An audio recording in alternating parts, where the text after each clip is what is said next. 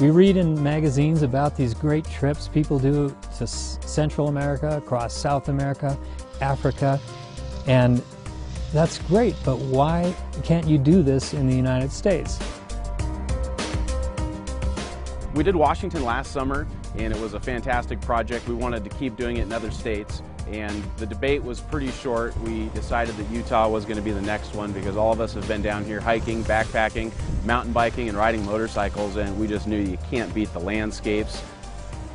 1 minute it's sand, and the next minute it's mud, and the next minute it's rock, and the next minute it's back to gravel and sand and more mud. It's like it's constantly throwing little challenges at you, and that's the fun bit of riding in Utah and riding off-road in Utah.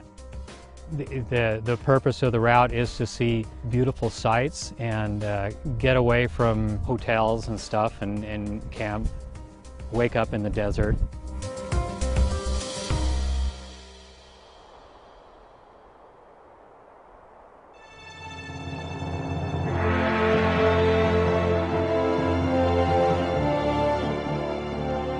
This is the Valley of the Gods. You see photos of it, you see it in movies, but there's nothing quite like being immersed in it. It's just spectacular, really.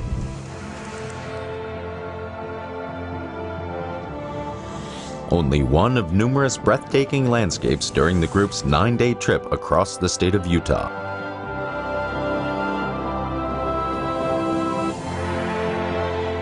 But it's a tough way to get to them. The mud is just horrendous. It sticks to everything. It rained probably only for 20 minutes, but it made it so that you couldn't even walk across the road. It was slippery, slipperiest mud I've ever seen. One of the route's highlights, the Canyonlands region. The team continues off-road towards Newspaper Rock, a stunning display of native art. Setting up camp in the desert after a long riding day rounds off the perfect backcountry experience. It's incredibly scenic, and the road was really fun, and it got pretty technical a couple of times. And that big GS is really surprising me how it's making it through all this stuff, but it's a very maneuverable bike.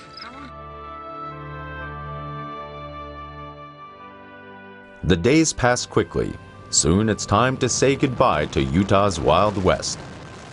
But the memories will stay forever. I loved Utah. I absolutely loved Utah. Really, Utah did offer that picture-perfect scenery almost every day.